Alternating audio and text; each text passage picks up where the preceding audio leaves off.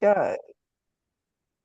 Hello and welcome to The Magic in You, where I am here with Murray Langham, whose quest for knowledge and mastery of the magical arts has taken him across the globe, from the landscapes of New Zealand through to the storied sands of Egypt and into the spiritual depths of India.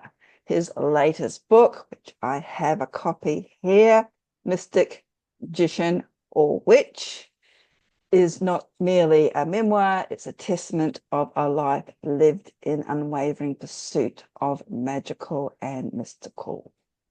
It provides valuable teaching and information for beginners as well as experienced magicians. So welcome, Murray. Thank you very much for taking the time to chat about the magic in you.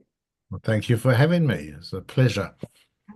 More than welcome. So we'd just like to sort of begin while your cat's showing herself to the world. Hello, Bombay. Say hello, Bombay. Oops. No, okay. So, in your book, it's Mystic, Magician, or Witch, Teachings from an Alexandrian Priest. So how would you describe your current path in, or what you do? I think the title of your book sort of gives it away, but in your own words, how would you describe yourself? Well, I suppose I see myself more as a magician-y going on to the mystic, I suppose. Witchcraft is the base of my understanding, and I have been through many different lodges and other things in the world between India, Egypt, London, and New Zealand. And it comes back to I was first fascinated in witchcraft. When I'm talking about witchcraft, I'm talking about Alexandrian witchcraft, which is following Alex and Maxine Sanders in the way, when I say following or teaching from their teaching, shall I say, because I like the idea of the feminine and masculine. I've always been quite big on that sort of purpose. Sometimes it's so one-sided, too feminine or too masculine, or vice versa. And especially when you come into the Masonic side of things, it's very masculine, apart from the co-masons. And my cat's just making a big noise out there. Hey, yes, she's been asleep all day till now. Typical, isn't it? They just want to sort of hog the limelight. Typical cats. Yeah. So I'm not sure if that answers the question, but to me, the witchcraft is the basis, is the ground, it's the earth that everything else is built on. And all Mm. the harvesting, the rituals, the mysticism is all comes from the earth, if you like, and the stars, but it's all very grounded. Yes, yes. And I think that's one of the beauties of witchcraft is that it reminds us of where we are in the sort of physical realm as well as connecting to the higher aspects. And I think one of the beauties of Alexandrian witchcraft is that it brings in both the sort of folklore element connecting with the earth, but also the ceremonial high magic of the higher realms as well. Yeah, it seems to work in, and in the craft, as I always say, everyone is is there for a purpose.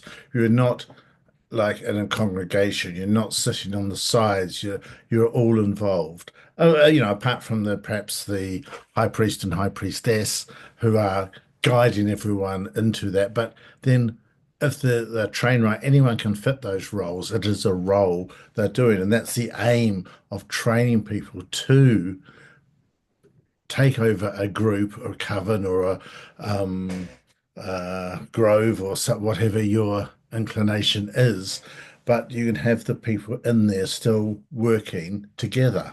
And you learn by groups. You don't learn alone. Well, you may learn alone, but you don't know until other people say things.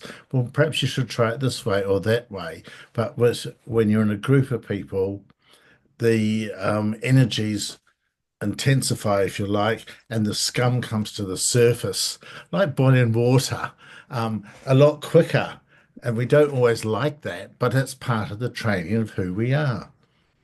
Oh, I couldn't agree with you more. And this, I think, um, again, as you said, when we sort of learn, or in the modern arena where there's a lot of solitaries for various reasons, or people are learning, say, via the internet, they sort of miss out on that sort of almost pseudo-psychological self-awareness aspect of the craft, which is, as you said, one of the original foundations of it, really, why we do it.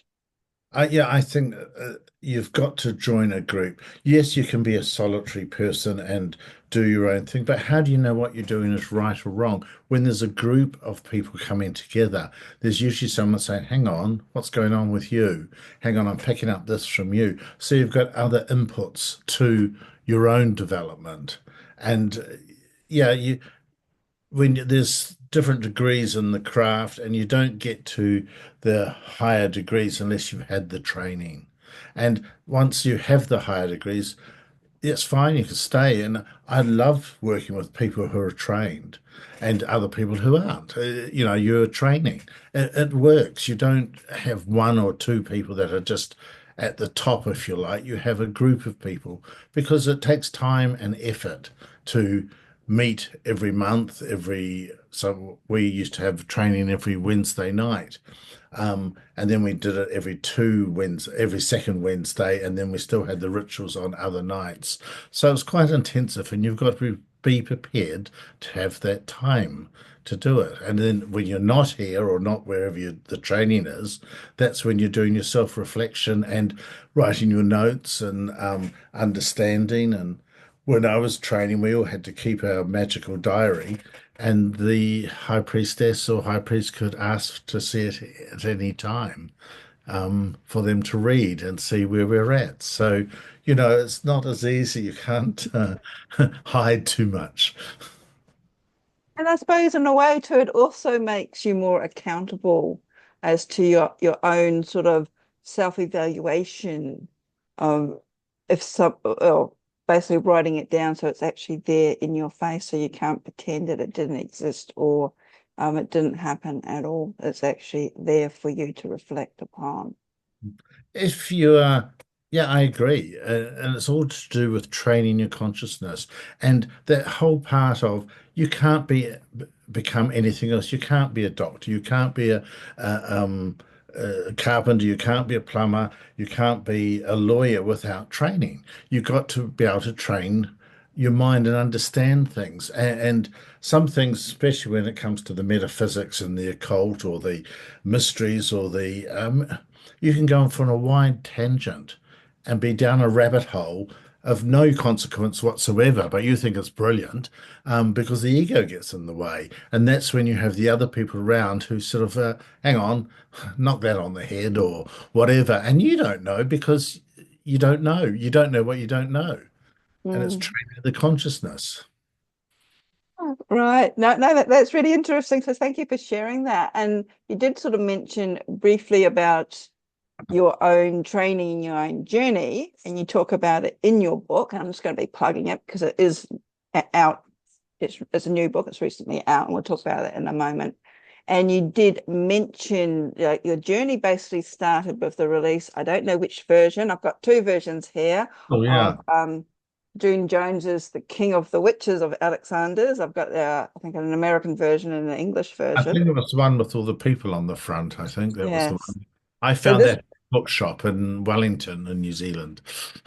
and that sort of set you off on an adventure halfway around the world Yeah, I to just it just resonated with me how it was put in that book, and then of course the other book came out, Stuart Farrar and What Witches Do, which that book, I agree with a lot of the philosophy in there, and I was only sort of 15, 16 at the time, so I was sort of quite young to think I agree with that. But then I had some strange reading habits when I was that age anyway, so we won't go there.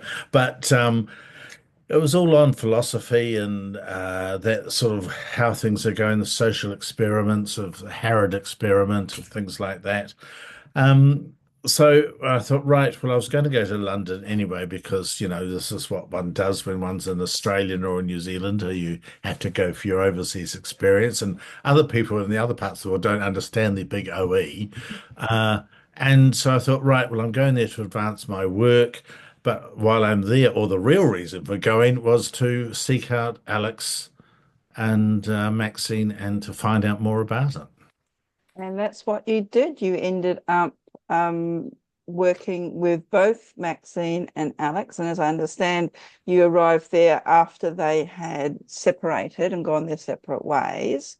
So That's you right. were so you were training, met both of them Well, in yeah, it space of. was a couple of years after when I met Alex. I met Maxine because I found the place and all that. That's when I found out that they had separated, and that. But I got involved with that group there, and it wasn't until a few years later that I was taking the children down to Alex because they used to have holidays down there that I got, and I've been there a couple of times, so I sort of got to know Alex quite well in those days, if you like. Um, yeah, and that was more the magical side, shall we say, that I was looking at and quite interested in that from his point of view. So basically, if I understand this correctly, it was sort of like a chance happening or coming across the King of the Witches book, June Jones's infamous story about Alex, and that sort of opened this whole world of magic to you.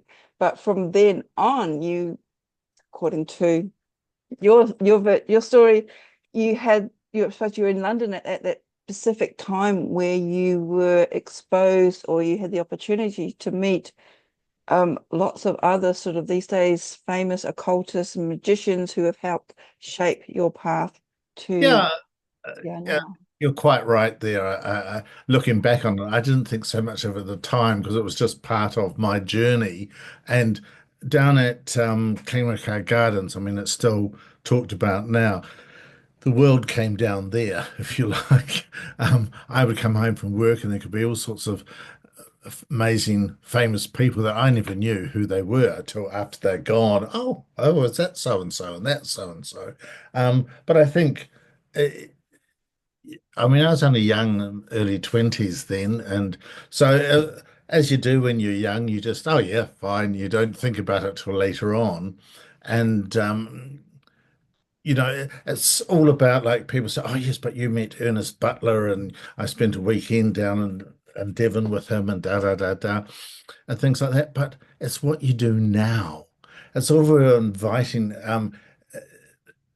conversing with these people and being amazed by them. But are people interested anymore in how you can move your mind, how you can play with your mind, how you can play with the energy around you? And this is what Alex was doing all the time, and Maxine and Ernest Butler and Warren Keating, if you like, and Alivis, well, not, well, no, I won't go into that one. Um, but there's still in New Zealand as well. We had Gerald Gar not Gerald Gardner. Who am I thinking of? Israel Regardie came to Wellington because there's some other things on. So I just had the fortune to have a car and could show him round. And we had, as I mentioned in the book, uh, he liked some liquid refreshment. I'm not one to say no. So, um, Yes, yeah, it's almost like reading your book. It's almost like a bit of a who's who's of that particular era. But I yeah, just want to sort of like share a passage from it, which really sort of, I said, I've got a number of marks in here, and it was actually in relation to Paul Foster Case yes. from Bota fame, who, from what I'm taking from the book, sort of helped set that foundation in your own magical practice that you've carried for. And the quote where you mentioned here is something that he said, and something that you agree with, that you will learn here that magic will not give you any new power. The purpose of magic is to make you realize that living is magical, that the art of living and the art of true magic is one and the same thing. And I think that's very important to realize, because a lot of people try to sort of compartmentalize their life and their spiritual life, their magical life, their mundane life. But if I understand Paul Casey's quote, he's basically saying it's all magic when you look at it. Everything that That, you live, breathe. yeah. Well, this is my philosophy exactly is that. I mean, we have a sacred space. We create a sacred space and we perform our rituals in this sacred space. But in fact, wherever I tread my feet, this is holy ground. And it's bringing in those energies all around you. So it's not just seen it as a sacred space. It's very easy for one to cast a circle when you know what you're doing in that space that you're working in, or just put in a aura bubble around you while you're meditating or something like that. But it's a matter of taking it to the world. It's a matter of being in the world. And I think that's where I move on from, say, not so much the craft, but other things, because people see it as something other than their reality. And I firmly believe you are what you are. You manifest what you are. And therefore, the magic and the consciousness or your subconsciousness, if you like, is part of the training to being part of that energy. My work, I've been doing for years now, and people say, "How do you do it, Murray?" I don't ask for money. I don't, I've seen so many people wanting money, making spells for money on a Thursday, a Jupiter, a square, or something else because I want more money. Sometimes it's easier to get it out and get a job and apply for a job, put that same energy into getting a job than lighting 4 candles and having 10 candlesticks and having this and that. It's all brilliant, but it's training your mind. But once you get into that philosophy, what Paul Foster Case was talking about, life is magic. You can walk down the street and you can look around in amazement because you'll never see that sky the same again. You'll never see that sun in that position again because don't forget that the world is turning, we are turning, the universe is moving. People forget the simple things in life. And the more you see the splendor and the beauty in your surroundings and everything, the more the magic you're in tune with the magic, if you like, the rhythm.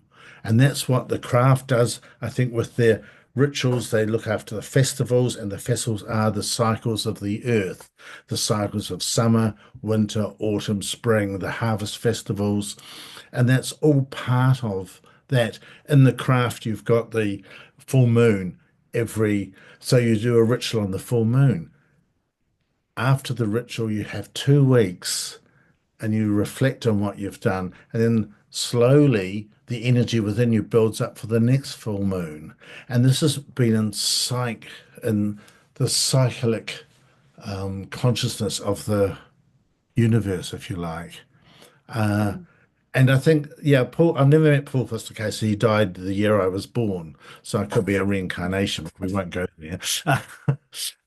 But the point with some of his work is very, very good. Some I'm not too sure on, but when it comes down to the energy and the sounds and some of the music that he did and the tarot for the keys to your consciousness, you can't touch it. His book, The Tarot, The Key to the Wisdom of the Ages, is brilliant. Might not be like some people want because it's not the Crowley one or it's not this deck or that deck. The Waite deck is very close to the Waite deck, but his lessons and his books on the tarot, you can't fault, I don't think. And they're Mm. keys to your consciousness.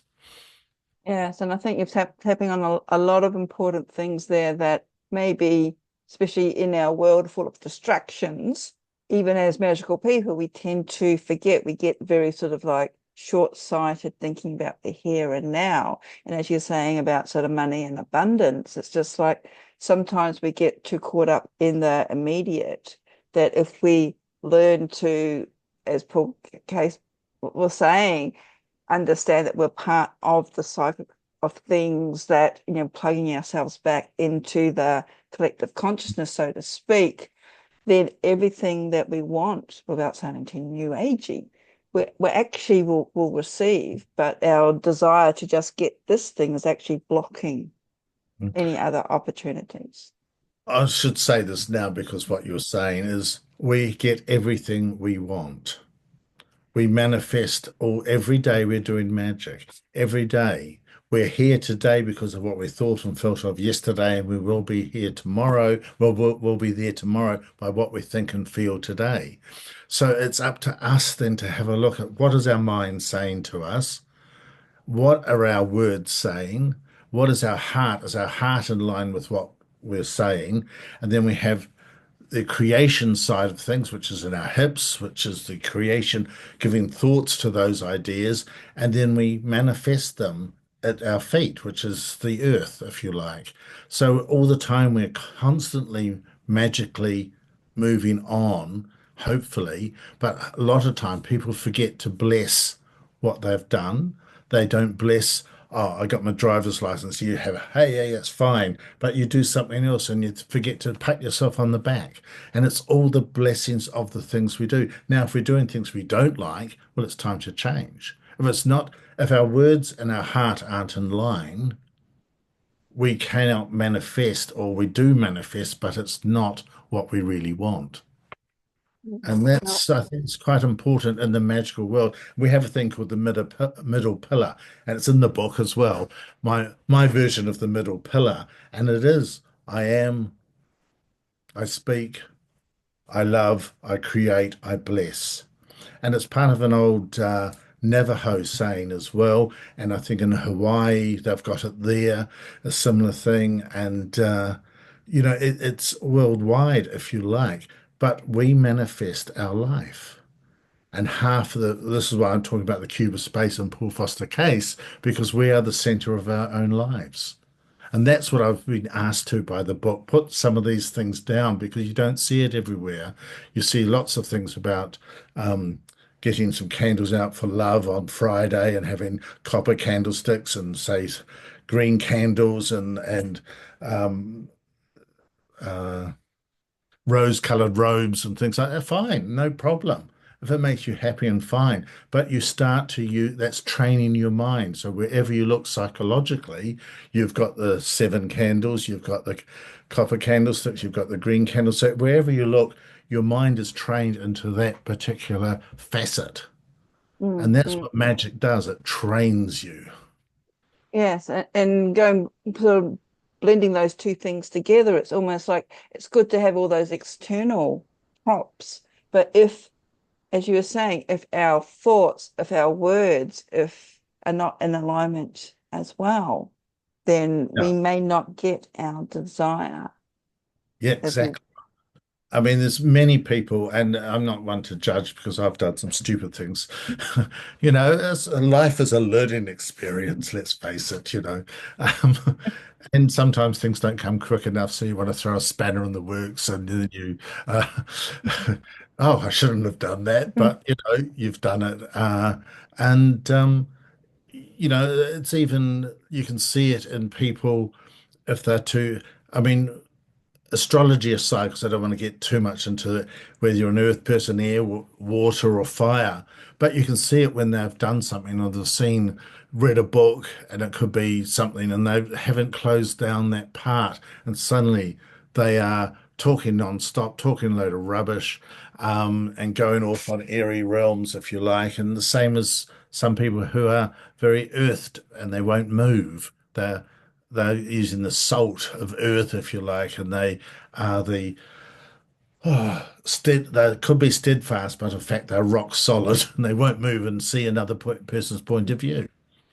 Yes, and I think we all know people like that as well. So, Yeah. so you were Yeah. talking about coming back to our sort of our thoughts and how basically we manifest our reality, whether we like it or not.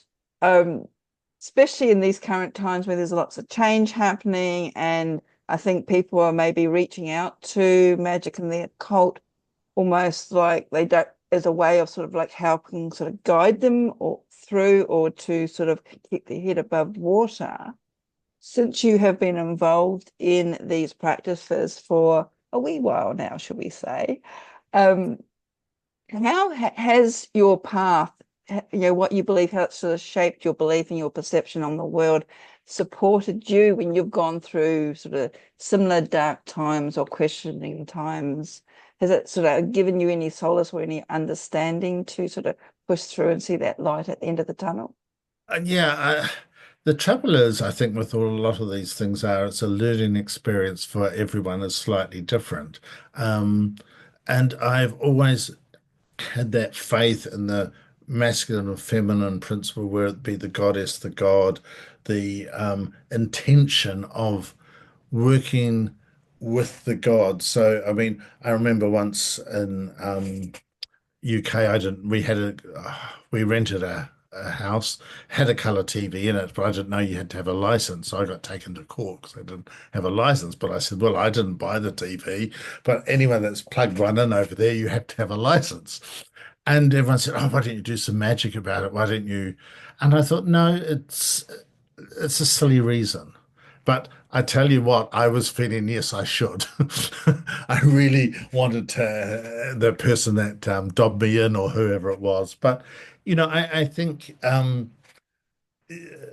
not saying I haven't done things like that in the past, but you learn. And I'm, I suppose I've got a Capricorn ascendant. So I quite like solid things, but also with a Sagittarian sign is full of ideas and things like that. So I can go overseas with no money whatsoever, um, and believe that things will be all right. But that's mine taking, and it usually has been, and I can do that. But and I did it since I was 16, 17, all the way through. So I have that perfect understanding that things will work out all right. And I think as I'm older now, a lot older, looking back, and I tell other people, I think you've just got to believe in yourself. And I think if anything, magic and the craft teaches you to be a real man, real woman, as a priestess. And I think it gives you your own inner core values, as they say. Um, I mean, some people may say that's an oxymoron with witchcraft, but I think if you look deep down inside, and the people I trained with and that I still speak to now and see them if I'm wherever I am, and they all seem to be working very well. They may not be in the craft anymore, but they're really lovely people. Yeah, I yeah. don't know if that actually answered your question. Actually, I was just rambling. No, that's all very interesting and educational because I think these are things that maybe in our, things have changed since the 70s. Um, and we tend to forget about those sort of those core values, how that's again builds, we've got something to build upon, and you really need that foundation, especially say in magical work, you need something to build your house upon. I mean, I Yeah. also use the analogy that you need to sort of like flatten the earth and make yours. I always get cement and concrete muddled up and lay your foundations and let that cure, and then you can build your house however you want to, but you need that basic knowledge Uh, first. yeah, I think that is it's very you buy a book and oh right, I'm going to do that. And why wouldn't we? Because that's what we all want to do. We'll buy a book, oh, we'll do this, we'll do that. But it does come down to having that time and perseverance and mixing with people who are a similar mind or slightly above your mind. So you're always looking up, oh, I could do that. Oh, yeah, I could do that. So you don't want, I think when you start with magic and that you find people who you aspire to become or be like or mix with those people, and you slowly have your other friends and that will drop away in that way. I mean, good friends never drop away, but they allow you to have your own beliefs and do your own thing. But you've got to mix with people who have a like mind. And those who sort of inspire you and also encourage you to sort of get moved out of your comfort zone Yeah, as well. So yeah. the inquiring mind. Mm. And that comfort zone doesn't, out of your comfort zone, if you're doing work at home on your own, you don't really get that because you don't get the feedback. And Mm, that you might, all right, I'm going to do a meditation for 28 days on so many 20-minute morning, 20-minute night or something like that for a challenge. Well, that's fine. Yeah, it's no problem. But where's that going to lead you in the long run? And you're going to need other mm, people to have that input. No, I totally agree with you there. So you did mention about saying picking up a book and reading a book and learning it from it, which is a good segue Oh, right. into. I'm going to keep plugging this, but I think it's brilliant. Um, and for those people who haven't seen Mystic Magician or Witch, just sort of flick through. It is color. There's colored. I can't even see this in the slide. No, Colored diagram. So that's the cube of space. There's images all the yeah, way through it beautifully. So it's basically a colored. There's yourself and Ernest Butler there. yeah. So, When I so a had, lot of photos that people haven't seen, even one with Maxine of Sekhmet statues. yeah, in the British Museum, yeah, my wife did the poetry for each one, and the book came about basically because people kept asking me, "What are you teaching? Why, if we can't get there?" And for a couple of years, people have been asking. So I wrote down some of the things that we have been teaching in our group, and then once I got that done, then I thought I better write down about how I got to these things, and that was the hardest part because I don't really like writing about myself, but it was just my understanding of how and some of the things I've changed because it works better for our group.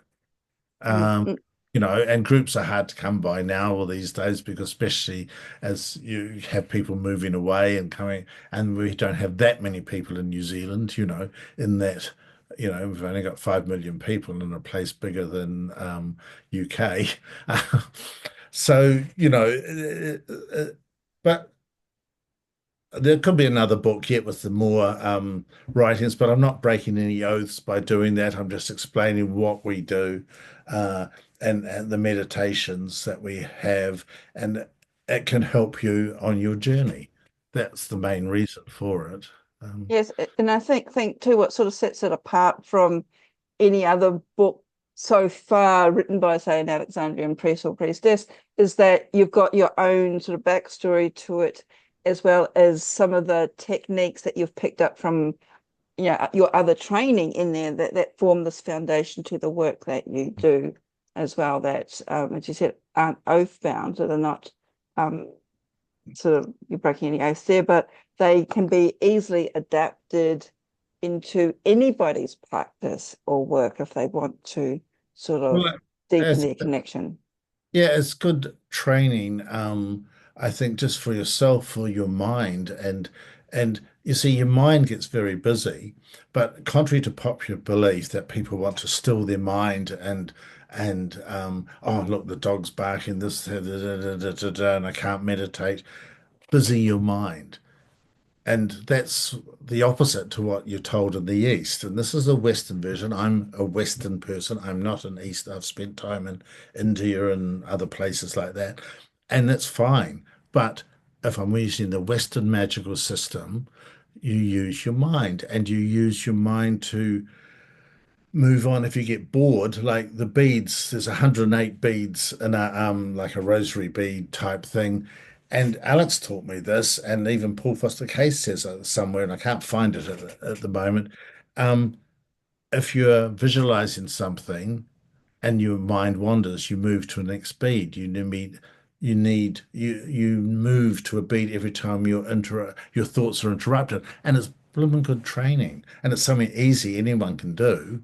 And sometimes might go through the whole bead in 20 minutes because your mind keeps, but you're bringing it back to what you're doing, and it's training for the mind. Ernest Butler has things like the Kim's game in his books where you take a tray of 10 objects out and you watch it, you all look at it for 30 seconds or take it away, and how many people can remember. It's all the training and the intent. And that's the whole thing, I think, for is just train, upskill yourself all the time. And I'm not saying I'm there yet or anything like that, otherwise I'd have a nice throne to sit on or something, I'm sure. Um, but it's a joy and it's fun. And yes, some of it is not so fun as you alluded to earlier on sometimes, but life intervenes. But it's how you pick yourself up and carry on. That is the difference. You don't have to wallow for days and days. I mean, it was like when I was in Greece. I used to be a windsurfer, did really well in Greece. Came back to New Zealand and I was in Lake Taupo and I just kept falling off all the time. I just couldn't do it. But, a good windsurfer has picked himself up more times than he's fallen off than I've fallen off the board. They just carry on going. And it's the training. It's the same with anything in life. Mm. And I think nowadays we have all the TED Talks and we have all these things for positive affirmations and positive that. And affirmation won't work if it doesn't have an image behind it. And that is the key to any magical work, is the imaging. And even if you're not a visual person, we can get round that by kinesthetically or by the smells or by the feelings. But it starts out to be you've got to have an image. Your subconscious tarot key to the high priestess is your subconscious. She's got the scroll on her with everything you've ever done on her lap. And that is your subconscious. And it's up to you to put things right in your subconscious so you can find them when you need them. And that is part of your consciousness. It doesn't matter about your consciousness because your consciousness is here now. It's everywhere. I'm talking to you. It's my consciousness. But what is the word saying underneath? And that is why you can't directly change it, but you can influence it. Hence hypnotherapy and that sort of thing to get the consciousness out the way so you can start talking. And what are we doing in a circle when we are invoking the Great Mother? The intent. We're wanting that feminine influence to come through. We're invoking the God. We want that masculine spark to ignite. And it's all to do with how things get put in, like a record with grooves laid down in our subconsciousness.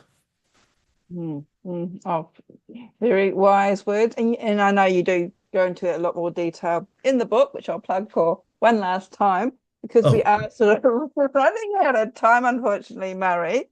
oh, Um, so, where can people find the book? And I understand you've got a book launch coming up in England in yeah, June. London. Yeah, that'll be in June, I think. I haven't quite established where. It'll probably be at one of the bookshops there. I've been talking to them, but it's just getting dates down. But other than that, you can buy the book on from lulu.com and or Amazon, or for bookshops it can be Ingram, I think it is.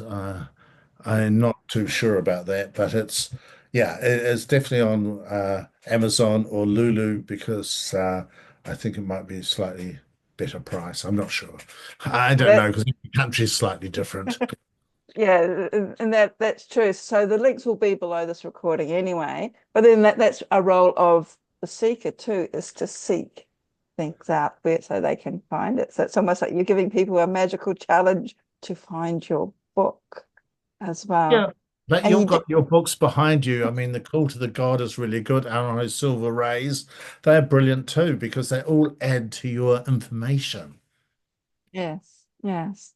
And I think these days it's important to, so I mean, there's so much information out there, but then it's important to ascertain valuable, practical information. And that's again, it's something I'll just keep that plugging your book.